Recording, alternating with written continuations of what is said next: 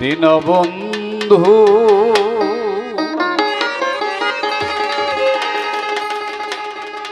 ও গুণমণি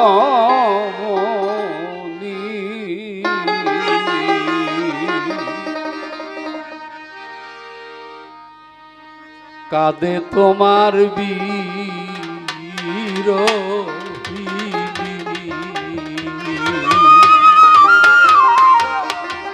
আজকে তাহেরউদ্দিন দরবেশকে ভালোবেসে এই আয়োজন। এটা মনে একটি জগৎ। আপনারা কি বিরক্ত হইতেছেন? আমার আরো কথা ছিল দাদা, তোমার সাথে তাহেরউদ্দিন দরবেশের ভক্ত যারা, তাদের সাথে তাহেরউদ্দিনের সম্পর্ক এই জগতেই না আরো ছিল কোথাও? বাড়ি সিলেট, মুরিদ হইসায় ময়মনসিং, বাড়ি গভরগাঁও, মুরিদ হইছে যায় সিলেটের কারণটা কি? অনেক কথা দাদা আমার ছিল, আপনি সব জবাব করেছেন।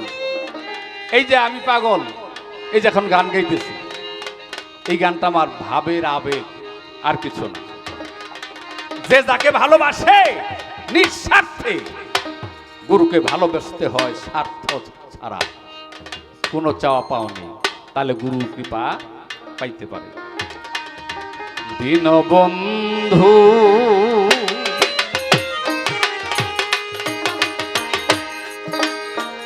ও গুণমণি কাঁদে তোমার বীর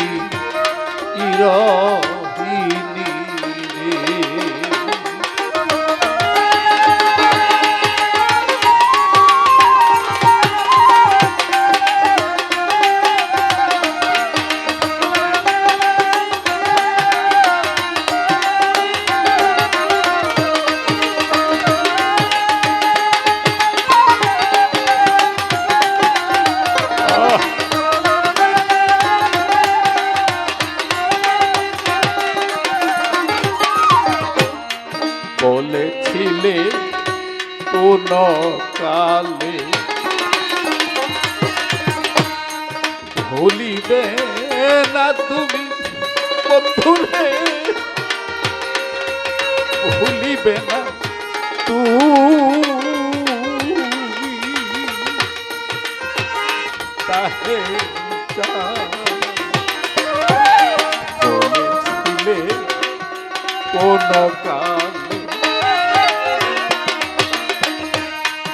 ভুলিবে না তুমি দরদি, ভুলিবে না তুমি তোমার জুতার বুঝা বইতে বাজানো রাখিবে চাকরা, তোমার জুতার বুঝা বইতে বাজানো রাখিবে চাকরা।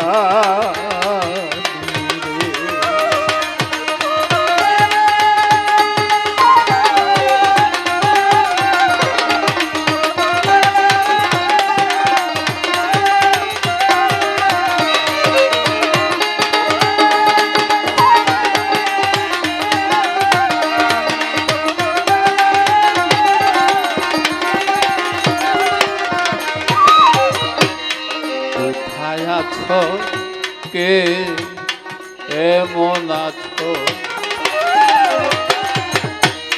খবর তো না জানি দরদি,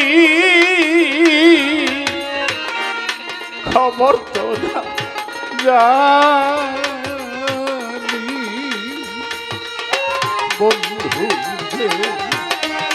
কোথায় আছো কে এমন আছো, খবর তো না জানি দরদি, খবর তো না জানি তুমি পতিহারা সতীর মতো কাদাও দিনের রে।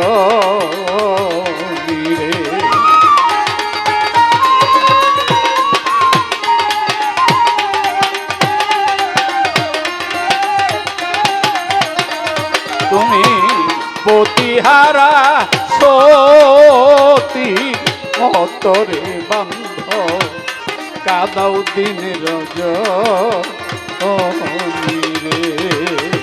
দীনবন্ধু গুণময়ী কাঁদে তোমার বিরহিনী রে।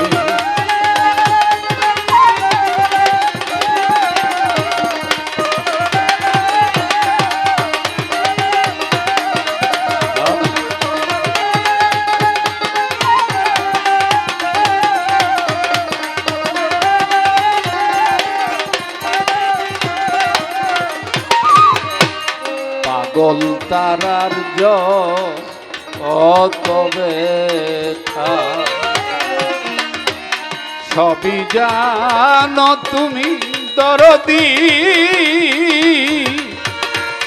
সবই জানো তুমি বন্ধু রে।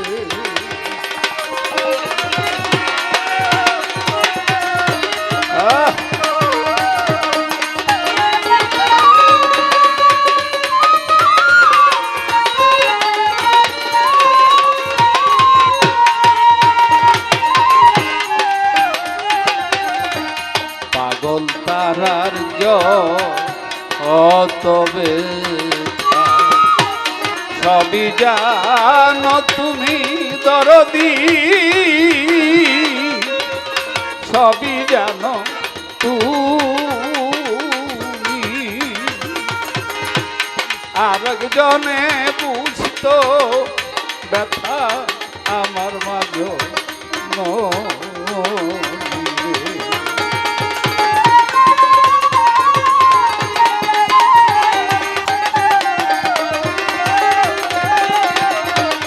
আমার মুখ দেখিয়াই তো মাজন দুঃখী রে। দীনবন্ধু ও গুণময়ী তাতে তোমার বিরহিনী রে। দীনবন্ধু ও গুণময়ী তবে তোমার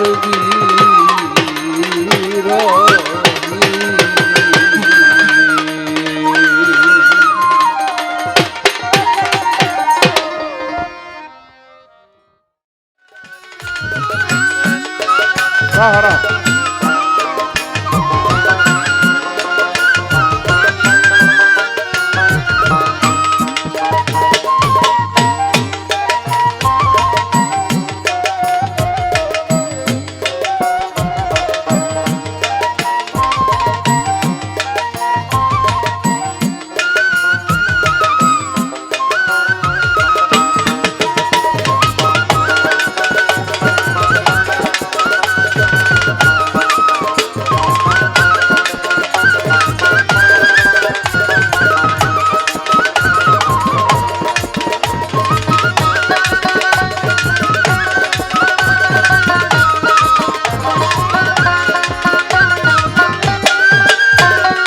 হইলো। থাক থাক থাক থাক, জিরা জিরা অত কষ্ট করিস না।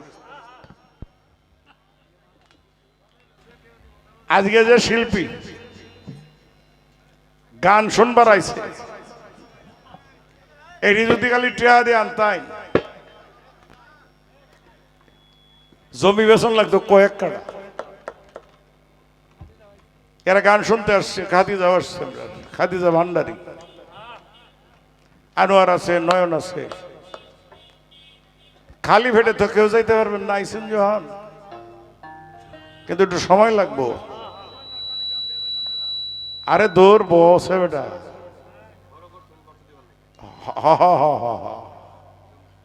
ভূত পয়দা করছি তো আমি বই অ্যাকাউন্টের লেগে রে হালার ঘরে হালা।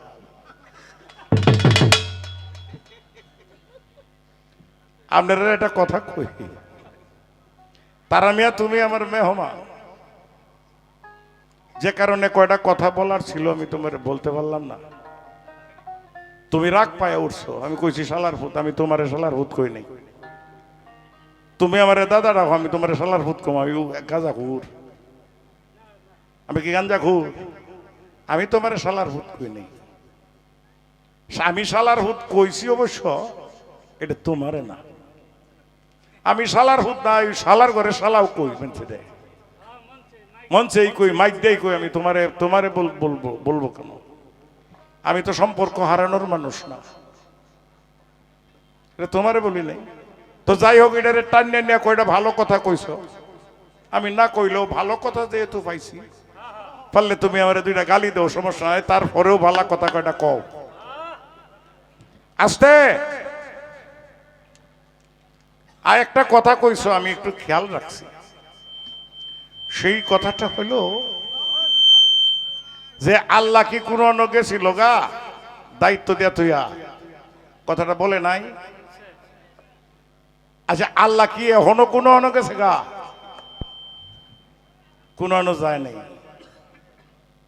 আসমান জমিন চন্দ্র সূর্য গ্রহ নক্ষত্র বেহেশত দুজক সমস্ত কিছুর মধ্যে আল্লাহ বিদ্যমান রয়েছে। তাইলে জমিনের প্রতিনিধিত্ব আদমের উপরে দেওয়া হইল কেন? জমিনের প্রতিনিধিত্ব আদম। ইন্নী জাইলুন ফিল আরদে খলিফা, খলিফা শব্দের অর্থ প্রতিনিধি, জমিনের প্রতিনিধি। তোমার কোরআন সূরা আল বাকারা এর ফয়সালা দিছে, আমারে প্রশ্ন করো কেন? এই ফয়সালা কোরআনেই দিয়ে রাখছে, আমি তোমার আর কি ফয়সালা দিব? কোরআন তোমারে ফয়সালা দিছে। এখন তোমার প্রশ্ন পাইছি আমি, আমারে কয় যে সেজদা সেজদা, তুমি যতই চাপাও কোনো লাভ নাই। আমি সব কথাই তোমারে দিয়ে বলাবো, আমি বলবো না, আমি তোমারে দিয়ে বলাবো। হাজির হাজিয়ার হাফেজে ভাইছে না, কারণ হইছে এটা একেবারে আমি যতই বালা করে কই, কিছু মনে করেন না, আমি গুরু হিসাবে কইতেছি না, আমার একটা ধর্মীয় পরিচয় আছে। আমি যতই বালা করে কই, হিন্দু বেড়া এটা কি কইছে, এই সমালোচনা আমাদের এই দেশে আছে। অথচ আমি আপনাদের বলি, কথাটা অহংকার হয়ে যায়, কিছু মনে করেন না। আমি কোনো মাদ্রাসার ছাত্র না, তার আমি এত মাদ্রাসার বহুত দিন পড়ছে, আমি একদিনও গেছি না বাবা। আমি কোনো হাফেজও না, আমি কোনো মাওলানা সাহেবও না, আমি কোনো মুফতিও না। কিন্তু ঘরে বৈশা যতটুকু কানে নেওয়া দরকার এইটা আমি কিন্তু নিছি।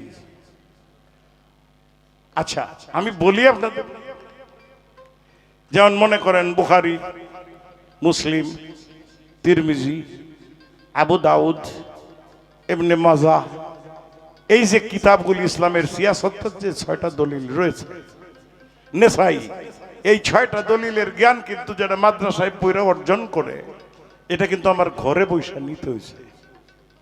কেন নিতে হয়েছে? উদাহরণের জন্য এগুলি প্রয়োজন হয়। আপনি মনে করেন তাফসিরে ইবনে কাসির রয়েছে, তাবারি রয়েছে, তাফসিরে রুহুল বায়ান রয়েছে, তাফসিরে হুসেনি রয়েছে, তাফসিরে জালালাইন রয়েছে। এগুলি কিন্তু মোটামুটি একটা ধারণা নিতে হয়। কিন্তু চাইলে আপনি চাইলে কিন্তু কোনো সার্টিফিকেট দিতে পারবো না, আমি আমার কোনো সার্টিফিকেট নেই, কারণ আমি মুফতিও না মাওলানাও না। কিন্তু ঘরে বসে এগুলি কানে একটু নিতে হয়েছে। এই সেজদা নিয়ে যে আলোচনাটা তুমি এখানে উঠাইলা, বাংলাদেশের প্রায় সবগুলি মাজারে লেখা আছে মাজারে সেজদা দেওয়া হারাম, মাজারে সেজদা দিতে পারবেন না। আমি 50,000 দলিল দিলেও সকালে আমার সমালোচনা হইব। এই সমালোচনার মুখে পড়ছি, আমি মোবাইলে বহুত হুমকিও আমার জীবনে আসছে, পাইছি আমি, এগুলি হয়েছে, কিন্তু সত্য কথা কইছি, কইয়াও হুমকি হয়েছে আমার। যাক, এই ব্যাপারটা তুমি আমার উপরে চাপাইছ, ভালো। সেজদা মহিলারা বায়াত হইতে হবে, এটা কোন সূরায় কত নম্বর আয়াত? ভাই আমার আয়াত নম্বরটা সূরার নামটা মনে আছে, আয়াত নম্বরটাও মনে আছে, কিন্তু আজকের থেকে তোমার না করি কোনো শিল্পীর সূরা আয়াত নাম্বার দিয়ে প্রশ্ন করো না, এগুলি করা উচিত না, এগুলি ফোলাফানের কাজ। এই ফোলাফানের কাজ তোমার মতো মুরব্বী জ্ঞানী মানুষের এগুলি মানায় না। এগুলো একজন আয়াত নাম্বারটা মনে নাও থাকতে পারে, 6666টা আয়াত, এটা কি মনে রাখা সম্ভব আপনারা বলেন? তা কাজে এইগুলি প্রশ্ন করে একটা মানুষের বিভ্রান্তির মধ্যে ফেলানো কোনো দরকার নাই। মেয়েদেরও বায়াত হইতে হবে, নারী পুরুষ মিলিত সম্মিলিত ভাবে বায়াত হইতে হবে, নারীদেরও বায়াত হইতে হবে। রাসূল সাল্লাল্লাহু আলাইহি সাল্লাম পুরুষদের যেমন বায়াত করাইছেন, নারীদেরও বায়াত করাইছেন। আপনারা সূরা মুনতাহিনার 11 থেকে 12 নম্বর আয়াতটা একটু দেখে নেবেন। সূরা মায়দায়ও বিষয়গুলি আছে, সূরা মায়দার 35-এও বলা আছে। আর একটা তাকদাম নেরারে কইরা যাই, যারা মুসলমান দয়া করে কোরআন শরীফটা একটু পড়বেন, কেউ আশায় থাকবেন না। যদি একটু পড়াশোনা জানেন, বাংলা জানলে এজগেল পড়া যায়, কোরআন শরীফটা দয়া করে একটু পড়বেন। আরবি যদি জানেন আরবিটা পড়বেন, আরবির সঙ্গে তর্জমাটা পড়বেন, তর্জমার সঙ্গে তাফসীরটা পড়বেন। এই পড়া আপনি অনেক সিদ্ধান্ত নিতে পারবেন।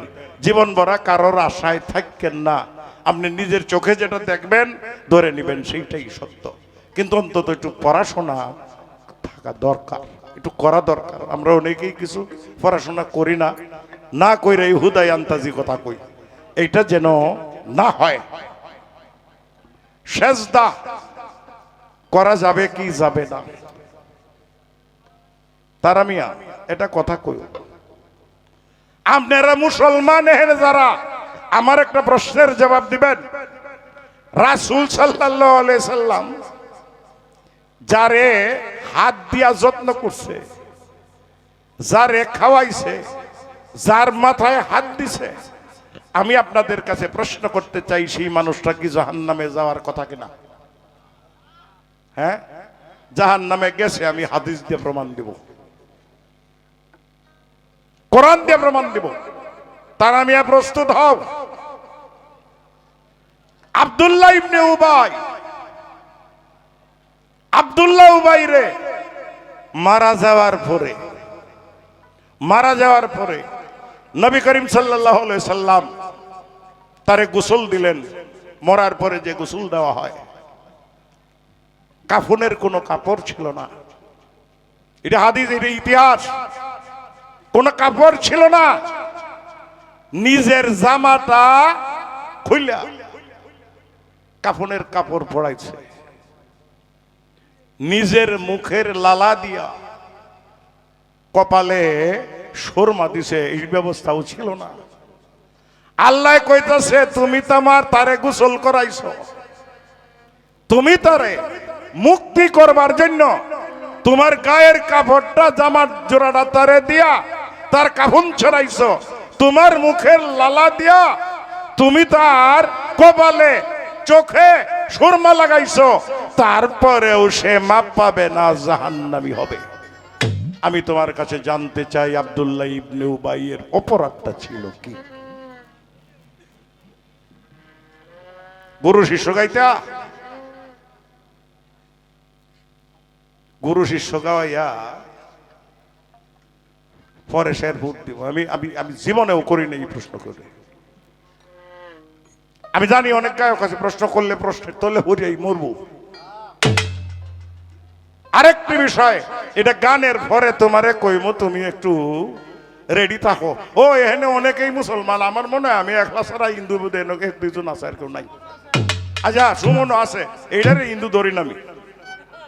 আপনাদের কাছে আপনাদের কাছে বিনীতভাবে অনুরোধ, মক্কা থেকে মদিনায় নবী করিম সাল্লাল্লাহু আলাইহি সাল্লাম হিজরতে গেলেন, কার বাড়িতে ছিলেন একটু বলেন, কেউ বলতে পারবেন কিনা? এটা বুখারী শরীফ। মনে হয় অনেকেই পারবেন না, অনেকেই পারবেন না, এই কারণে কইছি একটু পড়াশোনা করেন। তিনি কোথায় গিয়েছিলেন? মক্কা থেকে মদিনায় যখন গেলেন, হাজার হাজার মানুষ আইসা বলছে, ইয়া রাসূলুল্লাহ, আপনি আমার ঘরে আসেন, আপনি আমার ঘরে আসেন, আপনি আমার ঘরে আসেন। রাসূল সর্বনাশ করছে, আমি কার ঘরে যাব? রাসূল বলছে, আমি কারো ঘরেই যাব না, আমি যে উটের উপরে সোয়ার হইয়া আইছি, এই উট যে ঘরে যাবে আমি সেই ঘরে যাব। উটটাকে ছেড়ে দিলেন, এই কথা করেন না, উটটাকে ছেড়ে দিলেন। উটটা দৌড়াদৌড়ি করতে করতে করতে করতে যার ঘরে গিয়ে জায়গা নিছিল, এই ঘরটার নাম হইল আইয়ুব আনসারীর ঘর। আইয়ুব আনসারীটা কে? রাসূল জন্ম নেওয়ার আগে অনেকেই রাসূল মাটির না নূরের এটা লইয়া ঝগড়া করে। আর কি কইতাম যন্ত্রণা, আর কোয়ার জায়গা নাই রে ভাই। এই আইয়ুব আনসারী ছিলেন রাসূল জন্ম নেওয়ার আরো 1000 বছর আগে একজন বাদশা ছিলেন, তার নাম তুব্বা। তুব্বা একটা চিঠি লিখেছিল যে আমি তো আপনারে পাইলাম না, আপনি দুনিয়াতে আসবেন আমি জানি, আমার হায়াতে বের আসবেন, আপনার সঙ্গে হয়তো আমার দেখা হবে না, আমি একটা চিঠি রেখে গেলাম, এই চিঠিটা আপনি দেখে আমারে আপনার করে নিয়েন। এই চিঠিটা ঘুরতে ঘুরতে আইয়ুব আনসারীর হাতে আইসে বংশানুক্রমে 1000 বছর পর। এই 1000 বছর পরে এই আইয়ুব আনসারীর ঘরটা কিভাবে ছিল?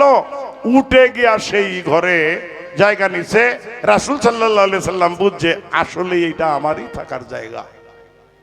আইয়ুব আনসারী যাওয়ার পরে যত্ন করে এই চিঠিটা রাসূল সাল্লাল্লাহু আলাইহি সাল্লামের হাতে পৌঁছে দিলেন। আমি তোমার কাছে বিষয়টা জানতে চাইবো, এই জায়গায় মাজারে যে লেখা তৈছে সেজদা করা দোষ, সেজদা করা যায় না। রাসূল সাল্লাল্লাহু আলাইহি সাল্লাম ওফাতের পর রাসূল সাল্লাল্লাহু আলাইহি সাল্লামের রওজায় আইয়ুব আনসারী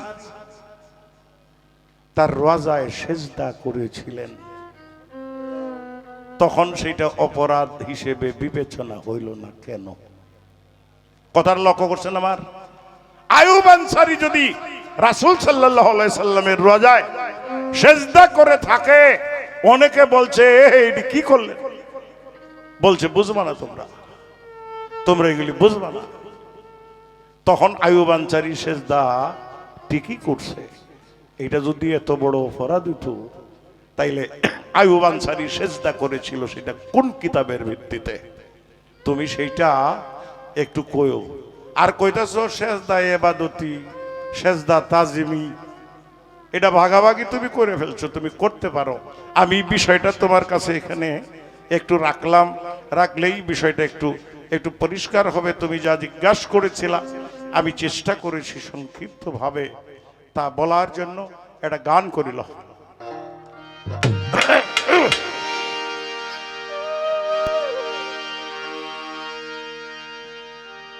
ধর্ম কি আর কর্ম কি ভাই,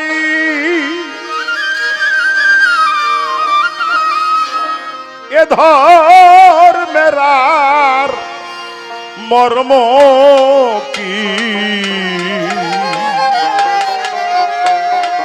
ধর্ম বলতে এ জগতে বুঝবো কি?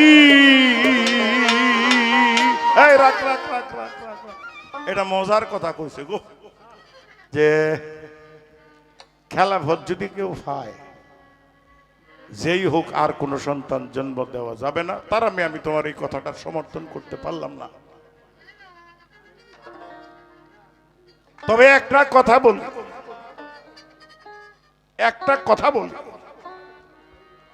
বিয়া শাদী কেউ কইরেন না কোন একজন কামেল মুর্শিদের হাতে বায়াত না হইয়া।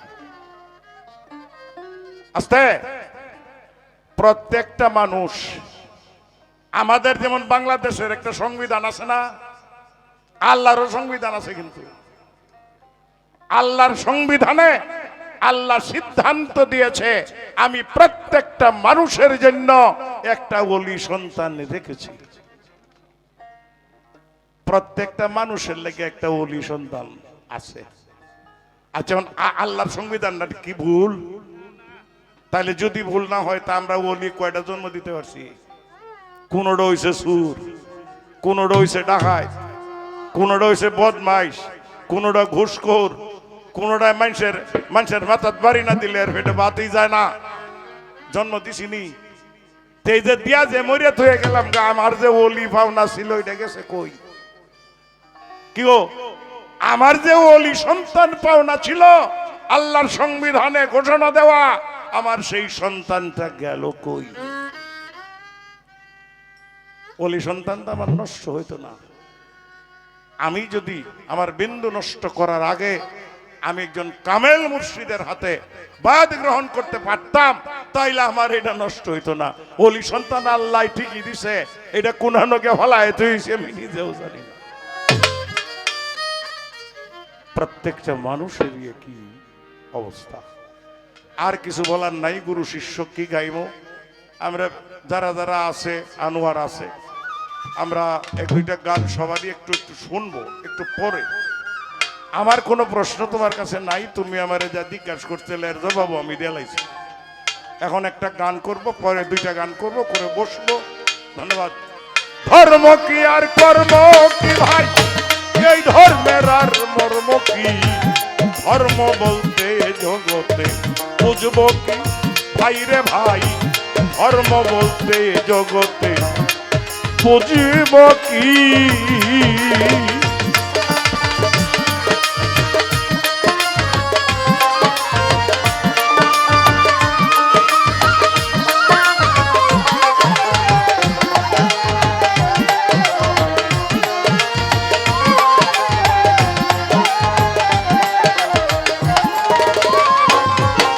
ও ভাই, ধর্ম আর কর্ম শুনি লোকে কয়, কর্ম না করিলে তার ধর্ম কিসে হয়?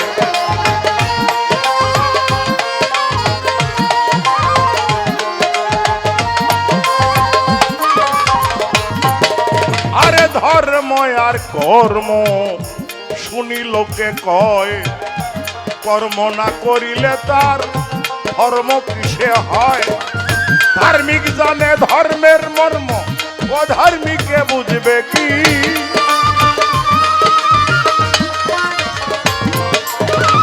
ধার্মিক জানে ধর্মের মর্ম, ও ধার্মিকে বুঝবে কি? ধর্ম বলতে জগতে বুঝবো কি ভাই রে ভাই? ধর্ম বলতে জগতে বুঝবো কি?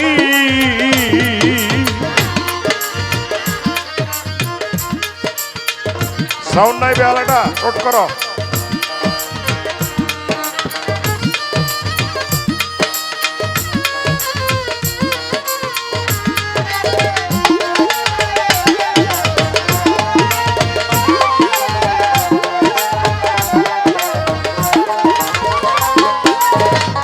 ধার্মিক জানে ধর্মের মর্ম, ও ধার্মিকে বুঝবে কি? ধর্ম বলতে জগতে বুঝবো কি ভাই রে ভাই? ধর্ম বলতে জগতে বুঝবো কি?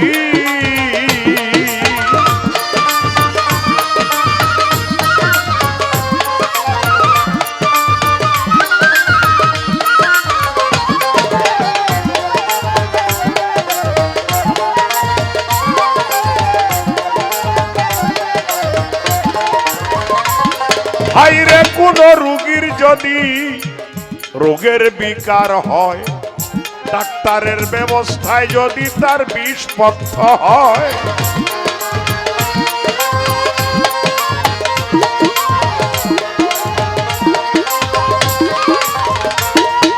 কোন রোগীর যদি রোগের বিকার হয়, ডাক্তারের ব্যবস্থায় যদি তার বিষপথ্য হয়, বিষ যদি হয় রোগীর পথ্য, মিথ্যায় যদি ঘটে সত্য, দ্বিজন আসে কয় মধ্যস্থ, তার মধ্যে আপত্তি কি?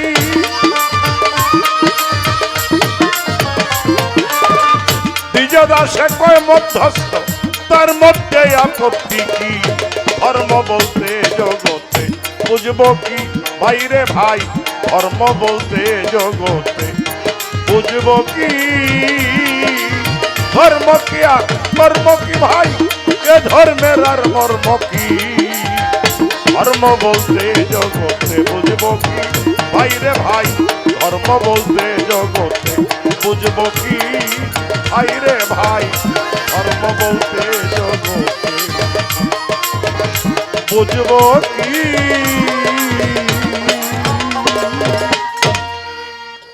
এই কটা বাজে?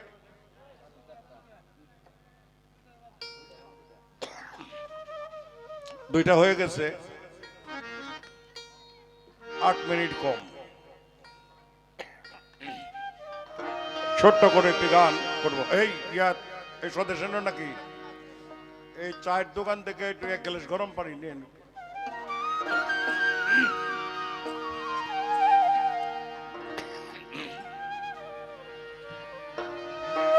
2টা বাজে।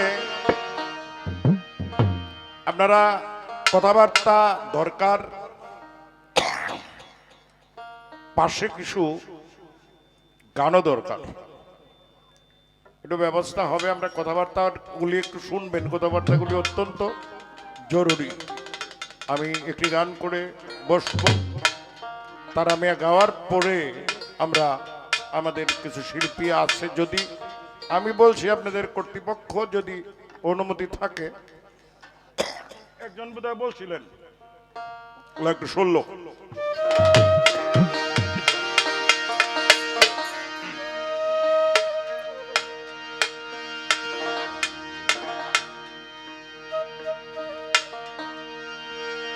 মাঝে মাঝে এটা বিচ্ছেদ গানের সূচনা, একটু করতে হয়। ছোট্ট করে আমি এই গানটি করব, দেখি। এটা কিন্তু সাধু যারা তাদের বিচ্ছেদ, সাধারণ মানুষের নয়। রাভাবটা একটু বাড়াইলো না। আমার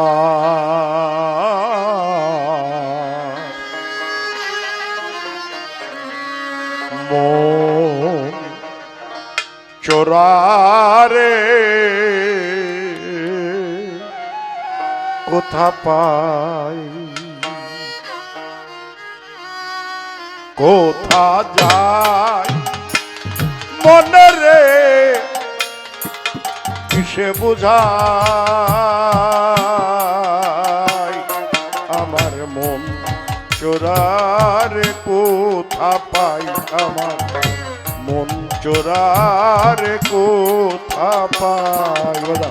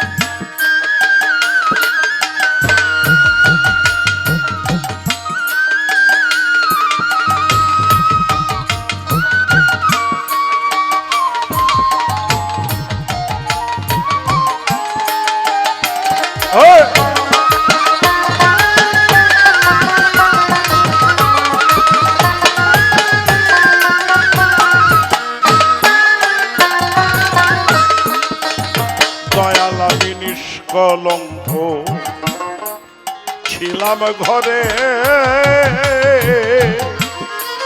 কিবা রূপ নয়নে রে, প্রাণে যে আর ধৈর্য নাই আমার, প্রাণে যে আর ধৈর্য নাই, আমি নিষ্ঠ কলঙ্ক ছিলাম ঘরে কি বারু নয়নে রে প্রাণে যে আর ধৈর্য নাই আমার প্রাণে যে আর ধৈর্য নাই ও সে চাঁদ বটে কি মানুষ দেখে হলাম বেহুশ থেকে থেকে ওই রূপ মনে পড়ে তাই আমার মন চোরারে কোথা পায় আমার মন চোরারে কোথা পায়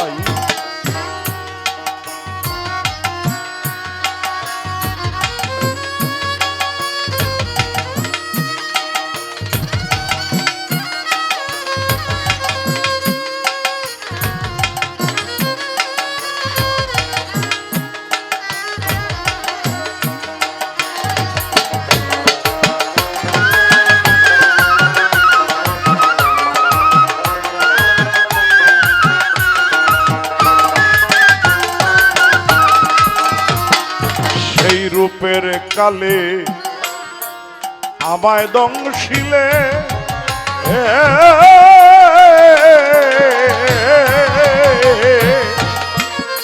উঠেছে বিষ ব্রহ্মমূলে কেমনে বিষ নামায় আমি কেমনে বিষ নামায় সে রূপের কালে আমায় দংশিলে উঠেছে বিষ ব্রহ্মমূলে কেমনে বিষ নামায় আমি কেমনে বিষ নামায় বিষ গাঠুরি করা না যায় হরা বিষ গাঠুরি করা না যায় হরা এ বিষ গাঠুরি করা না যায় হরা কি করিবে এসে কবিরাজ গোসাই আমার মন চোরারে কোথা পায় আমার মন চোরারে কোথা পায়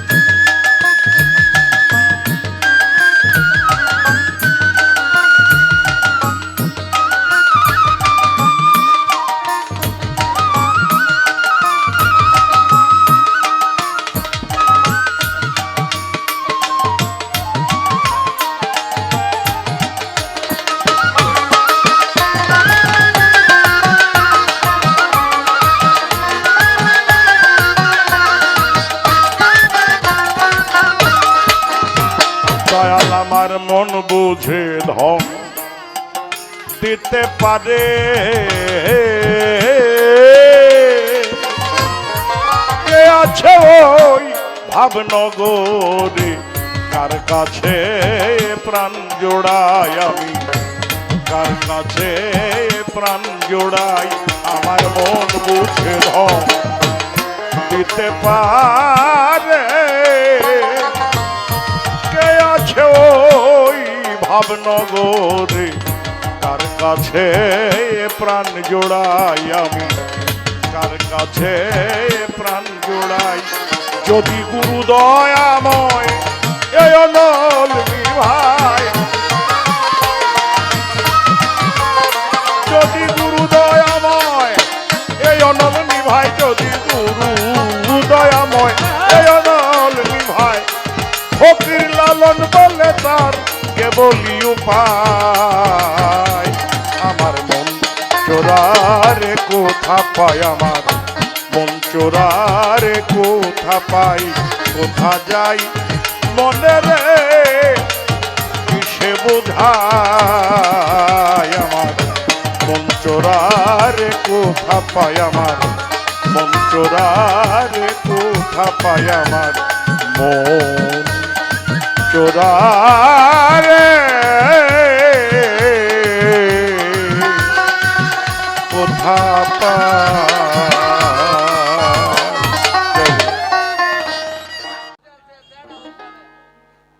তো যা হোক, খাদিজা ভান্ডারী আর বাবাজি সুলেমান সরকার দাদাকেও 500 টাকা দিয়ে খুশি করেছে। আবার দাদা কইছে আমারে না দিলেও চলতো, এটা আনের কোন লাগে কাহানিটাই আমারে দিয়ে দিতেন, আনেও তো কিপটা কম না, আনেরে দিছিল হানে আমারে দিয়ে দিতেন যে আমার ছোট ভাই দিয়ে দিলাম, আমার পুরীর আর এত জরিমানা লাগাই না, যাজ্ঞা থাক, আর কিছু কইতাম না, না দেন না যে দিলেও নিব না দাদা। আলহামদুলিল্লাহ, লাখ শুক্রিয়া। তো এবার আমার কাছে আমি উঠবো। আচ্ছা, আপনি যে কামটি করলেন এটি ভালো কাম করছো না? কয় ব্যাগ মাজারে লেখা থাকে মাজারে সেজদা করবেন না, তো মাজারে তো সেজদা করা হারাম না। মাজার কি? এটা ঘর, টেহা বেশি হইলে এটা ফাউন্ডেশন করে বানা, বেশি করে টাইলস মাইলস লাগাইয়া, না হইলে স্বাভাবিক ভাবেই করে, ওইটার নাম হইলো মাজার। তো মাজারে সেজদা কেন করবেন? মাজারে সেজদা করা তো হারামি। এখন আচ্ছা, এমনি কবর জিয়ারত করবার গেলে কবরের সালাম দেওয়ান লাগে না? কি কয়ে সালাম দেয়? হ্যাঁ, আসসালামু আলাইকুম ইয়া, কোন থেকে কেউ ওয়ালাইকুম সালাম ক, ওটা কিবা যায় যায়? হ্যাঁ দাদা, কি কই আনে রে? কবরে সালাম দেওয়া যাবে, আসসালামু আলাইকুম ইয়া আহলাল কবর, উনতন ওয়ালাইকুম সালাম কেউ কিন্তু কইলো না, আমরা সালাম দিয়েই গেলাম। আপনাকে আগে জানতে হবে এখানে কে শায়িত আছে। যিনি এখানে শায়িত আছেন তিনি জিন্দা। যদি জিন্দা থাকে আপনি করবেন, অসুবিধা নাই। যদি দেখা দেখি থাকে, ঘুলে মালে ইবাদত হয় না।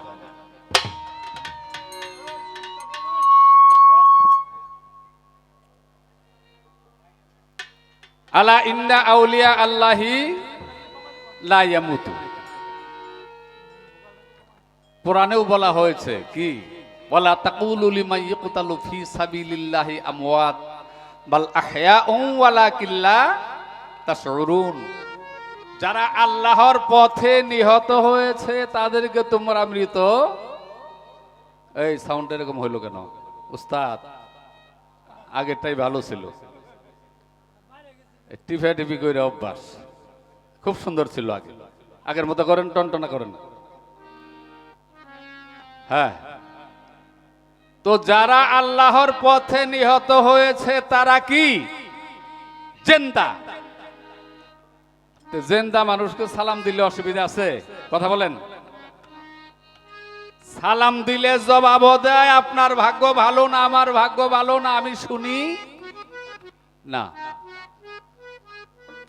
মাজারে আপনি কেন সেজদা করবেন?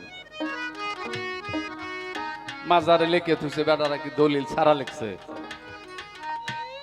আপনার যদি সেই জ্ঞান থাকে, সেই এলেম থাকে, না কমে গেছে, যিনি সেখানে শায়িত আছেন তার সাথে যদি আপনার দেখা দেখি থাকে, সম্পর্ক থাকে, আপনি যদি আল্লাহ নবীর আইন মানেন, তারা যদি জিন্দা হয়, আপনি করতে পারেন, অসুবিধার কি আছে?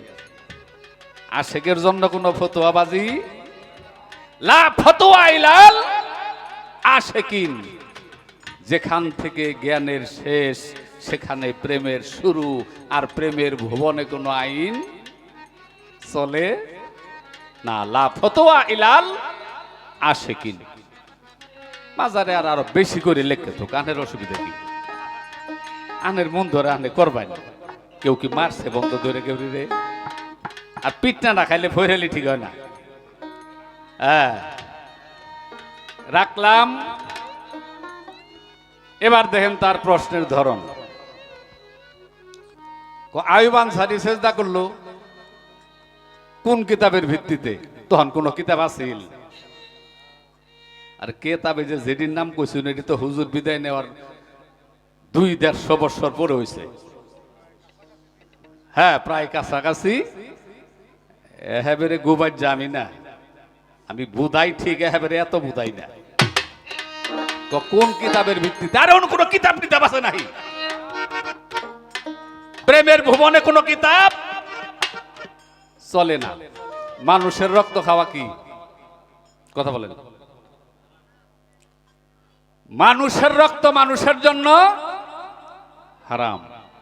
আমার নবী, বিশ্ব নবী, সরদার দো আলম নবী মুহাম্মদুর রাসূলুল্লাহ, সকলেই বলি সাল্লাল্লাহু, এক শিশি রক্ত তার দেহের হযরত আনাস রাদিয়াল্লাহু তাআলা আনহুকে দিয়েছিলেন। এটি রাখো সযত্নে, গোপনে রাখো। উনি মাটির নিচে পুঁতে রাখলেন। ভাবলেন এদিক দিয়ে যদি মানুষ যায়, মানুষের পায়ের নিচে আবার পবিত্র নবীর রক্ত মুবারক পড়ে থাকবে। এখানে গোপন হইল না, রাখা হইল না, উনি খেয়ে ফেললেন। কয়েকদিন পর বিশ্ব নবী সরদার দো আলম জিজ্ঞেস করলেন, আনাস ওই রক্তটুকু কোথায়? হুজুর আমি আর কোনো জায়গা পাই নাই, আমি খেয়ে ফেলেছি। হুজুর বললেন, তুমি এমন একটি কর্ম করেছ যা তোমার পূর্বপুরুষদের জন্য পরকালের হিসাব নিকাশ ফয়সালা হয়ে গেছে। দাদা, স্থান কাল পাত্র বিশেষ, হালালটাও হারামে রূপান্তরিত হয়। মিষ্টি খাওয়া কি একটু কথা বলেন? সুন্নত। যাদের ডায়াবেটিস আছে, ডায়াবেটিস আর কি, মিষ্টি কিন্তু এটাই, এটা কারোর জন্য হালাল, কারোর জন্য খাইলে যদি মরে তাহলে ওটা ওর জন্য হারাম। তাই সাধক জালাল খা বললেন, হালালেতেই হারাম থাকে, শুধু ভাবের বিপর্যয়, একই শব্দ স্থান বিশেষ ভিন্ন অর্থ হয়। ভাব বুঝিয়ে জালালে কয়, প্রেমের হাওয়া লাগলো না গায়। মানুষ রতন করো তারে যতন, তোমার মনে যারে। দাদা, হালালেতেই হারাম থাকে। বৃষ্টি আল্লাহর রহমত, হঠাৎ করে হইতে হইতে যদি সবকিছু পানির নিচে চলে যায়, ওটা গজবে রূপান্তরিত হয়। কিন্তু বৃষ্টি তো আল্লাহর রহমত। তো যাই হোক, আনাস আইয়ুব আনসারী উনি হুজুরের রওজাকে সেজদা করলেন। এই বিষয়ে আমার তেমন জ্ঞান নেই, আপনি যেমন বললেন এরকম আমি সঠিকভাবে জানি না। তবে আমি একটা জিনিস বলতে পারি, যদি দেখা দেখি থাকে, এশকের দেশে ফানা ফিল্লার হালে যদি কেউ কিছু করে থাকে, ওটার জন্য কোনো আইন থাকে না, দেখা দেখি করা যাবে না। হযরত আইয়ুব আনসারী উনি কি ভাবছেন যে নবী মরে গেছে? হ্যাঁ, আল্লাহর পথে যারা নিহত হয় তাদের জন্য যদি এই কথা হয়ে থাকে, আমার নবী কার পথে নিহত হয়েছিলেন? নবী তো মরে নাই, উনি জিন্দা। আমি কানা চোখে দেখিনি। আইয়ুব আনসারীর কাছে হুজুর জিন্দা ছিলেন। অনেক সালামের জবাব হুজুর রওজা মুবারক থেকে দিয়েছেন, অনেকের সাথে হাত মিলিয়েছেন, এমন প্রমাণও আছে। আত-তাকদীরু লা ইয়ারুদ্দু, এটা তাকদীরের বিষয়। এবার উবাই তার দেহের জমা দিল, লালা দিল, এরপরেও জাহান্নামে গোসল করাইয়া দিল।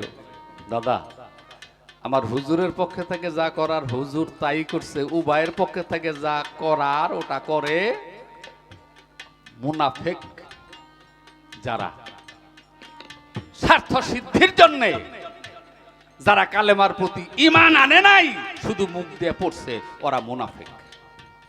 ওখানে যাই করা হোক, মুনাফিকের প্রতি আল্লাহ সন্তুষ্ট হন না। অনেকেই তো কালেমা পড়েছিল, অনেকেই কালেমা পড়েছিল। একটি হাদিস আছে, মান কালা লা ইলাহা ইল্লাল্লাহু ফাদখালাল জান্নাহ। অন্তরে বিশ্বাস, মুখে প্রকাশ যারা করবে এই কালেমার প্রতি, আল্লাহ ব্যতীত কোনো ইলাহা নেই, মুহাম্মদ আল্লাহর প্রেরিত পুরুষ বা রাসূল, অন্তরে বিশ্বাস, মুখে প্রকাশ যারা করবে তারা জান্নাতবাসী হবে। তো তারা অন্তরে বিশ্বাস করে নাই, মুখ দিয়ে শুধু করেছে যারা, ওরা হলো মুনাফিক। আর মুনাফিকের জন্য জাহান্নাম। দিলাম আপনার জবাব।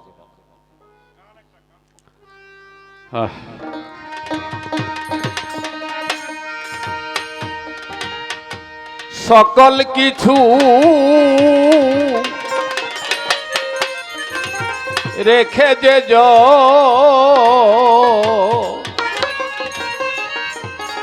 এক ইহুদি, ও কালেমা পড়ে নাই। আপনার এরকম করে দাঁড়াইছেন কেন বাবারা? বসতে কষ্ট হয়? একটু বসে পড়ে।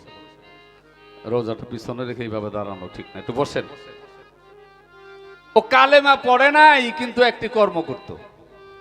কি কর্ম করত?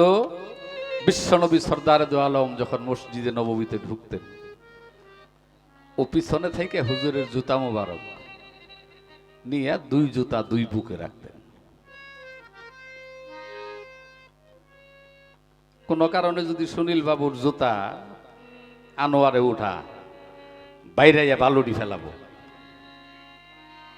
রাগ করিস না, বালুটি ফেলে পরে কাক তুলে নিব। আর ইহুদি কি করত? জুতার বালু ঝাড়ে নাই, হুজুর জুতার দুটো ছেড়ে মসজিদে ঢুকতেন, আর ওই জুতাগুলো নিয়ে দুই বুক এরকম করে নিয়ে দাঁড়িয়ে থাকতেন। এই ছিল তার কাজ। যুবক, কালেমা পড়ে নাই। হঠাৎ কয়েক বছর এরকম করার পরে একদিন, দুই দিন, তিন দিন ছেলেটার আসে না। হুজুর জিজ্ঞেস করলেন সাহাবাদেরকে, ইহুদি যুবকটি আসে না কেন? হুজুর, ওই ছেলেটা অসুস্থ। হুজুর বললেন, ছেলেটি অসুস্থ, আমাকে তোমরা বললে না কেন? চলো তাকে দেখতে যাব। হুজুর সাহাবাদের সঙ্গে নিয়ে ইহুদির বাড়িতে গেলেন।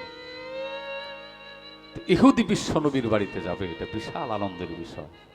ইহুদির বাড়িতে বিশ্বনবী যাবেন, তাকে বসার ব্যবস্থা করেছে। আমার নবী গিয়েই দেখতেছেন যুবকটার চেহারা কুৎসিত হয়ে গেছে, কালো হয়ে গেছে।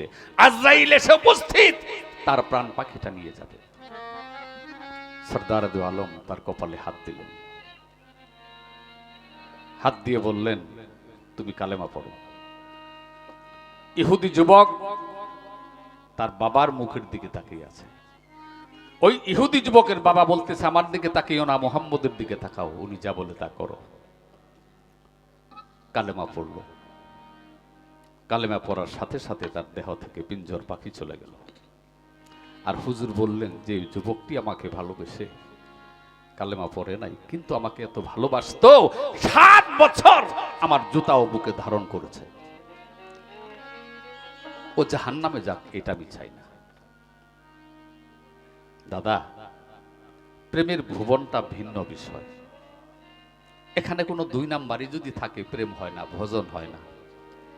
কালেমা কোনো কারণে পড়তেই পারে, কিন্তু নবীকে ভালোবাসে নাই। নবীর আইনের প্রতি শ্রদ্ধা ছিল না, নবীর প্রতি আনুগত্য তাদের ছিল না। এরা মুনাফিক। জবাব দিলাম। আর আইয়ুব আনসারীর বিষয়টা, এখানে ইশকের খেলা, আশেক মাশেকের খেলা। আশেক মাশেক কেউ কাউকে কখনো ভুলে না, কেউ কাউকে ছেড়ে যায় না, যদি প্রেমটা সঠিক থাকে, সত্য থাকে। আর প্রেমিকের জন্য কোন আইন নাই, বেহাল হয়ে এটা আইয়ুব আনসারী করতেই পারে। এখনো তো হুজুরের রওজাটা মসজিদে নববীর ভিতরেই, ওটা সামনে রেখে মানুষরা নামাজ পড়ে। ওটা তার মসজিদে নববীর বাহিরে না, মসজিদের ভিতরে, নববীর ভিতরে রওজাটা সম্মুখে থাকে। লাখো লাখো মানুষ ওই দিক হয়ে নামাজ পড়ে, সিজদা করে। এটা নিয়তের উপরে যা যা প্রাপ্ত হয়। রাখলাম। সকল কিছু রেখে যে হইয়া গেছে সর্বহারা, মুর্শিদ প্রেমী তারা,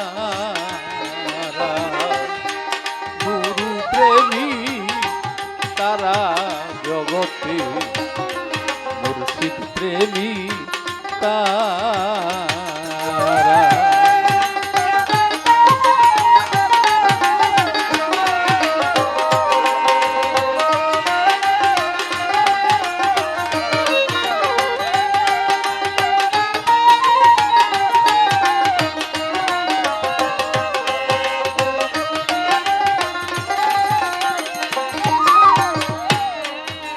কুলের মুখে কালি দিয়া আপনজনকে পর বানাইয়া হইল দিশে দাদা, গুরু শিষ্যের বিষয়টা প্রেমের ভুবন। যে যাকে ভালোবাসে তার কোনো ভয়, মান, লজ্জা কিছুই থাকে না। দীনবন্ধুকে পাওয়ার জন্য যা করার দরকার সে তাই করে। জাত কুল যাবে না থাকবে এই চিন্তা কেউ করে না। ফুলের মুখে কালি দিয়া আপনজনকে পর বানাইয়া হইছে দিশে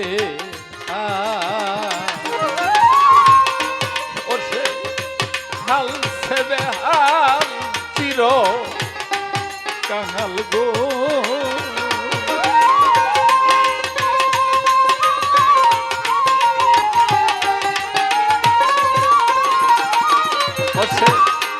হাল সেবে হাল চির কাঙাল, চোখ দুইটি তার জলে ভরা। মুর্শিদ প্রেমী তাহের প্রেমী সারা জগতে। মুর্শিদ প্রেমী তারা। ও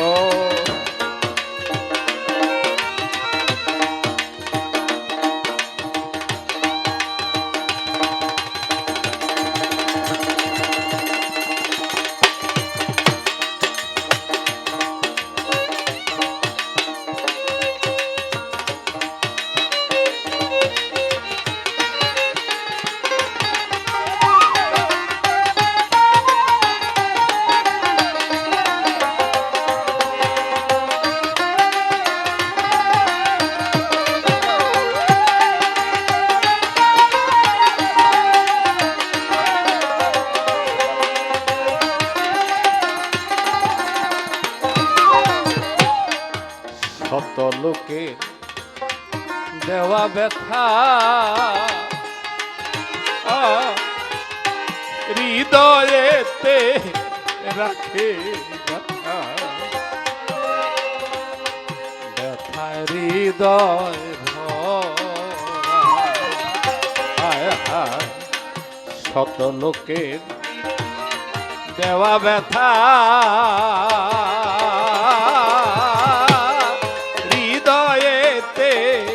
রাখে গাথা। ব্যথায় হৃদয় ভরা। ও তার মনের দুঃখ মনে রাখে গো।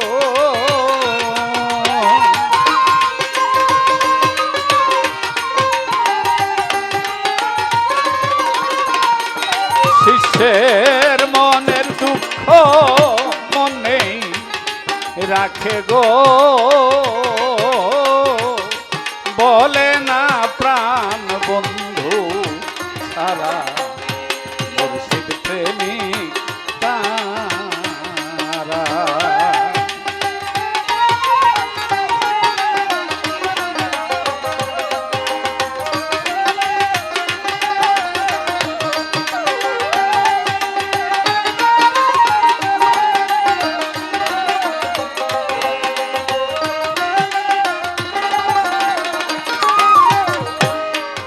পাগল তারার স্বভাব মন্দ,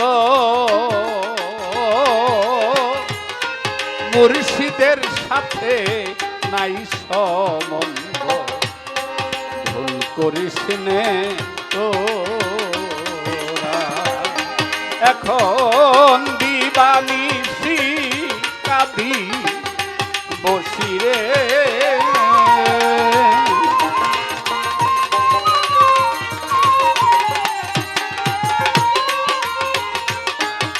দরদি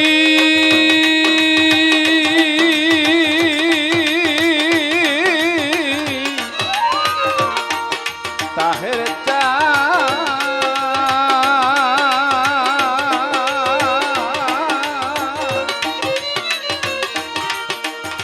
ও বাজানো দরদি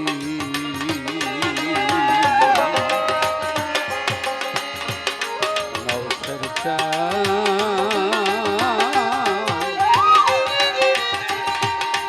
দয়ালো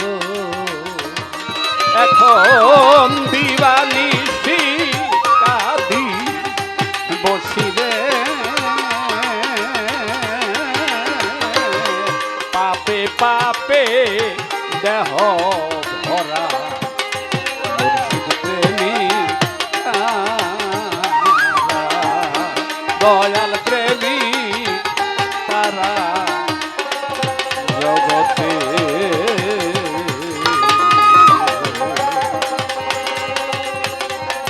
মুর্শিদ প্রেমী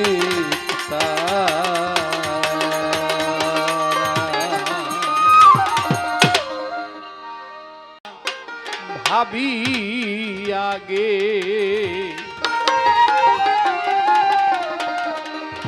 গান গাওয়ার অনেক ইচ্ছে কিন্তু গাইতে পারি না অনেক সময় কেমন জানি হয়ে যায় কথা ভাবলে মনে আগুন লাগে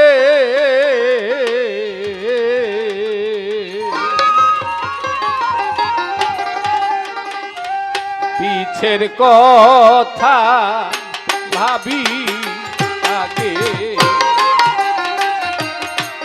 কথা ভাবলে মনে আগুন লাগে ভাবলে মনে আগুন লাগে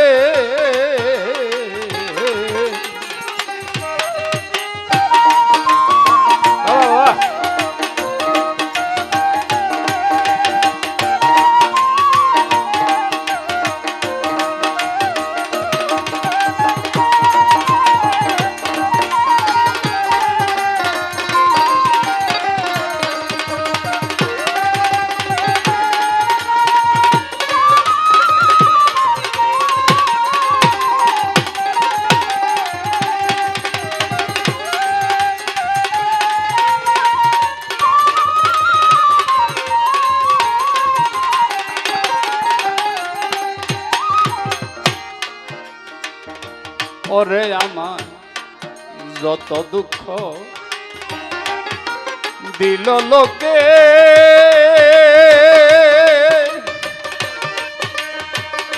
সুনীল দাদা যত যত ব্যথা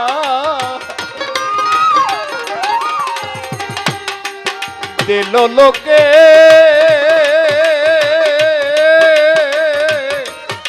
গাথিয়ারাই আছি বুকে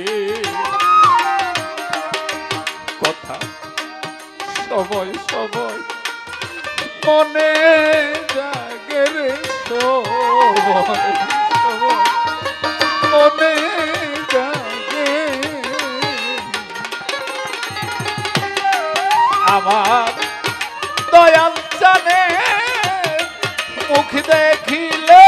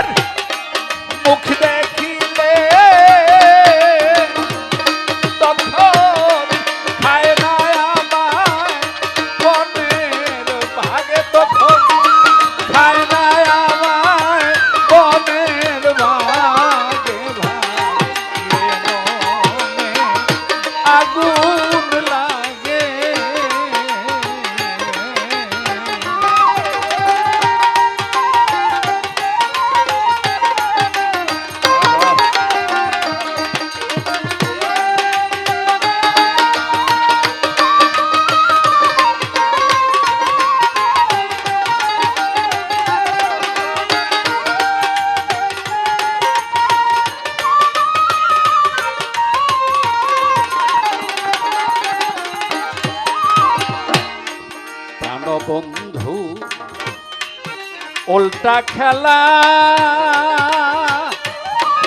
আমার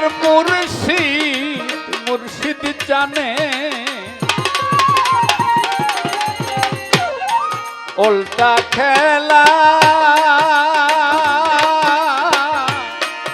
আগুনে দেয় ফুলের মালা, কথা সুনাম করলেই ধরে রুগের সুনাম করলেই ধরে রুগে, ওজার গায়ে লাগলো পায়ের ধুলি,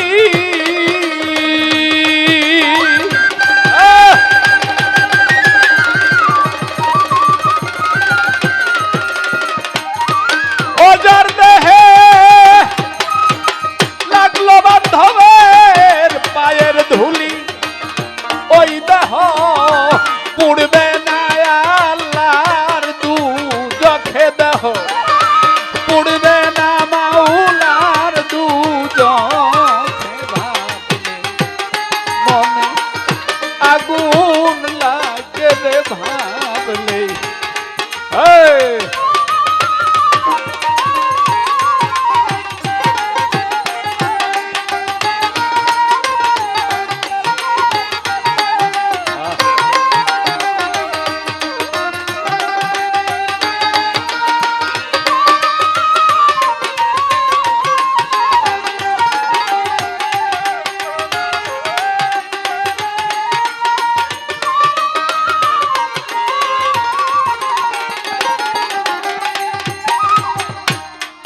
আমি যখন দুঃখ সইতে নারী, সুনীল দাদা যখন ব্যথা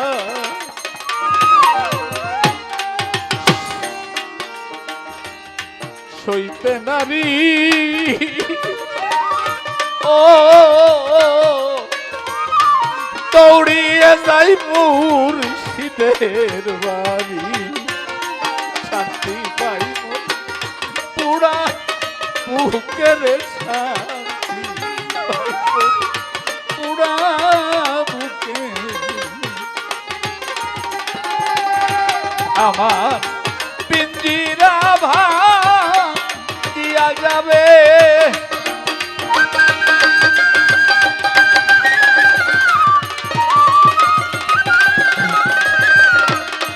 আমার দেহে পাখি উড়ে যাবে, ওরে বান্ধব যাও যদি হাসানে, আগে তুমি যাও যদি হাসানে, আগুন লাগে রে ভাবলে, মনে আগুন লাগে, আমি কিসের কথা ভাবি আগে,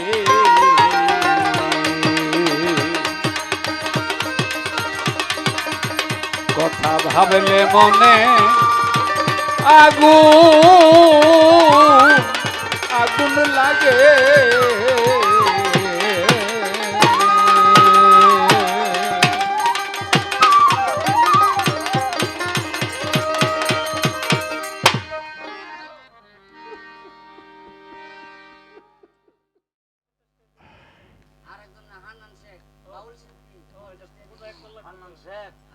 বাউল শিল্পী